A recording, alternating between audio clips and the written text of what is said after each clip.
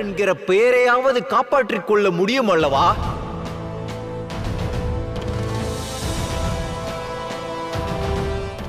என்னை, எனது புகழை காப்பாற்ற வாய்ப்பளியுங்கள் குருதேவா.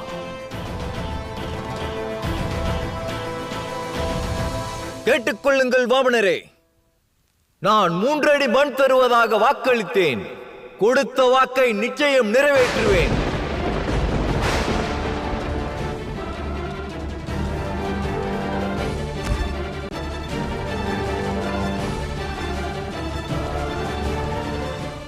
மூன்றாவது அடியை என் தலை மீது வையுங்கள் வாமன மகாராஜா.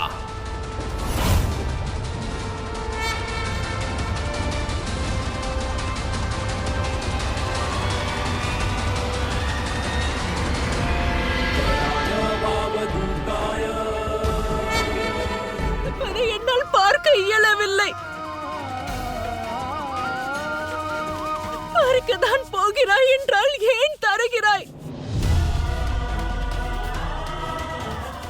இந்த பிரசவ வலியை விட அதிக வலி எது என்று தெரியுமா?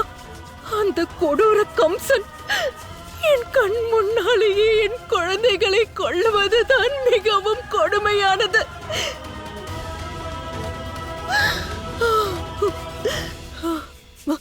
நாராயணா, இன்று ஒரு தாய்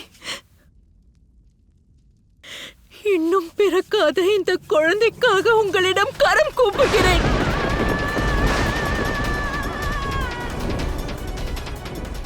மரணம்தான் விதி என்றால் அந்த விதியை நீங்களே அழித்து விடுங்கள். நீங்களே இந்த குழந்தையை கொன்று விடுங்கள் நாராயணா, கொன்று விடுங்கள். தர்மத்தை காக்கப் போகிறவனை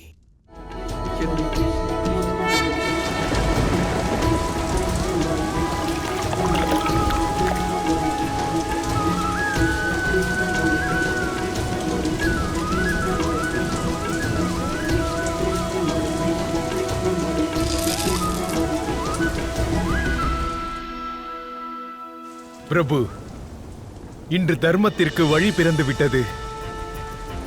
அடைக்கலமும் கிடைத்து விட்டது. பிரச்சனைகளுக்கும் துன்பத்திற்கும் முடிவு கட்டி அமைதி இன்று மலர்ந்திருக்கிறது.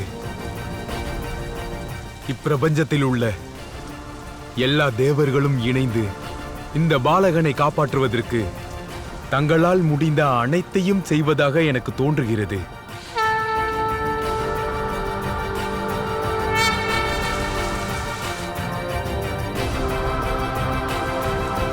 இன்று செய்வது நானாக இருக்கலாம், ஆனால் செய்ய வைப்பது நீங்கள் அல்லவா? பிரபு நாராயணர் வாழ்க!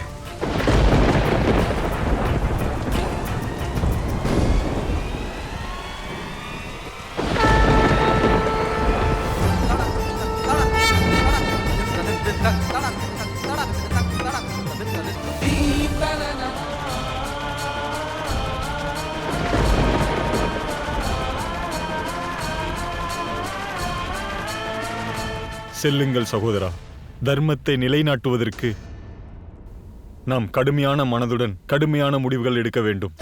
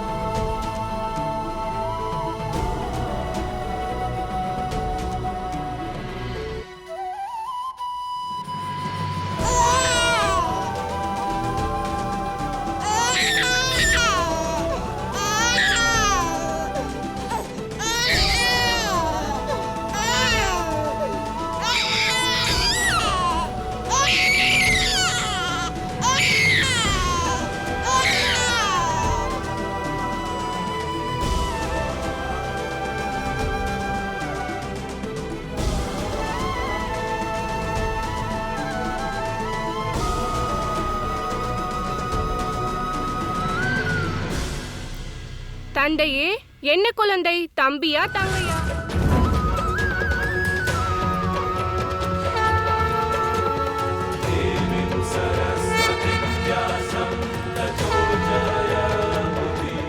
குருவே, என்னுடைய குழந்தை எவ்வளவு அழகாக இருக்கிறானோ அவ்வளவு அழகான பெயரை சூட்டுங்கள். உங்களுடைய மகன் மிகப்பெரிய அற்புதமான ஒளி நிறைந்தவனாக உள்ளான்.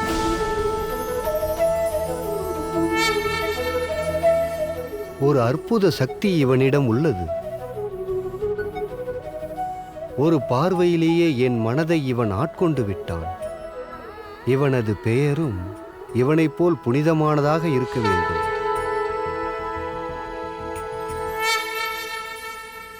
இவனுக்கு நான் சூட்டும் பெயர் கிருஷ்ணன், கிருஷ்ணன், கிருஷ்ணன், கிருஷ்ணன்.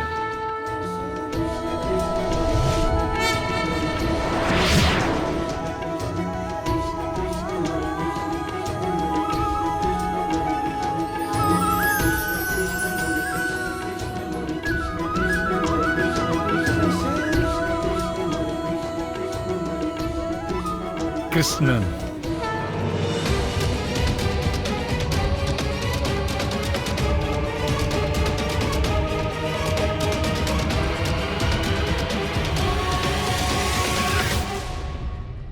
மிகவும் அமைதியான குழந்தையாக இருக்கிறாயே. அதற்கு எனது இந்த உருவம்தான் காரணம். நான் எனது உண்மையான உருவத்தில் வந்துவிட்டால் அப்பொழுது புரியும். பயத்தால் நீ அழ ஆரம்பித்து விடுவாய்.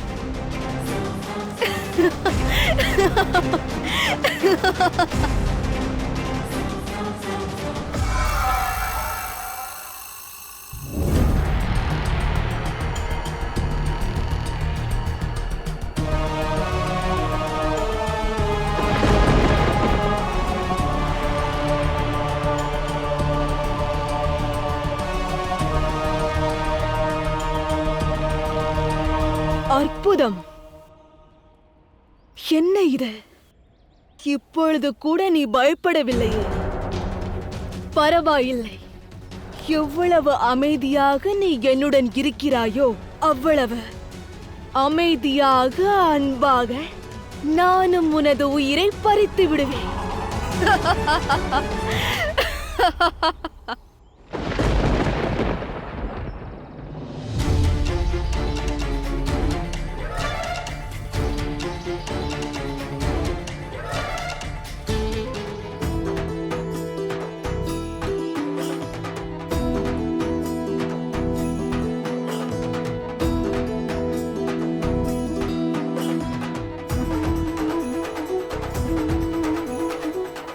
கிருஷ்ணா, கிருஷ்ணா!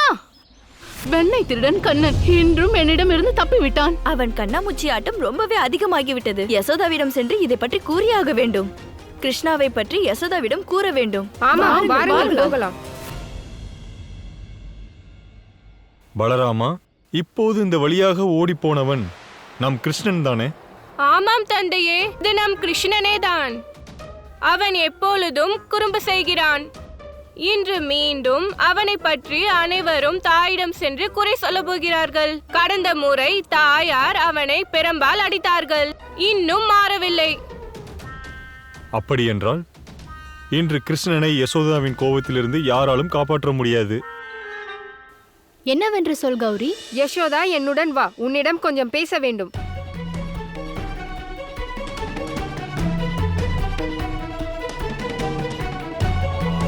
அனைவரும் ஒன்றாக வந்துள்ளீர்கள். என்னவாயிற்று? எங்கள் வெண்ணெயை காப்பாற்று யசோதா. உன் கண்ணன் எங்கள் இல்லத்தில் உள்ள வெண்ணெயை திருடி விட்டான். உங்கள் இல்லத்தில் உள்ள வெண்ணெயை அவன் தொட்டு கூட பார்ப்பதில்லை. அப்படியா? கட்டி போட்டவுடன் உங்கள் கண்ணன் ஆகிவிட்டானா? அவனுக்கு திருட்டு பட்டத்தை நீங்கள் கொடுக்கும் போது அவன் யசோதாவின் மகனாக இருந்தான், வெண்ணெய் திருடனாக இருந்தான். அதோடு அவன் மீது பழி கூறினீர்கள்.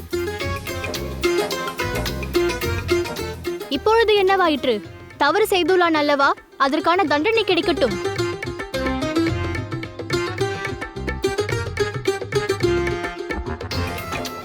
என்னவாயிற்று?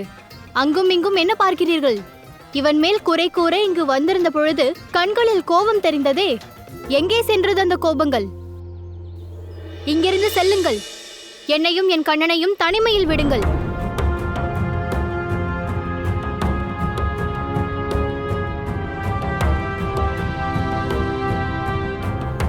நீ எதுவும் கூறக்கூடாது, இங்கே நிற்க வேண்டும். நான் உன்னை விடுவிக்கப் போவதில்லை. நீங்கள் கூறுவதை கேட்டால் ஈஸ்வரரையும் அன்பால் கட்டிவிட முடியும் போல் இருக்கிறதே. இதில் சந்தேகம் வேண்டாம் தேவி. சொல்லப்போனால் அன்னை நம்மை அடித்தாலும் அதில் பாசம் தெரியும்.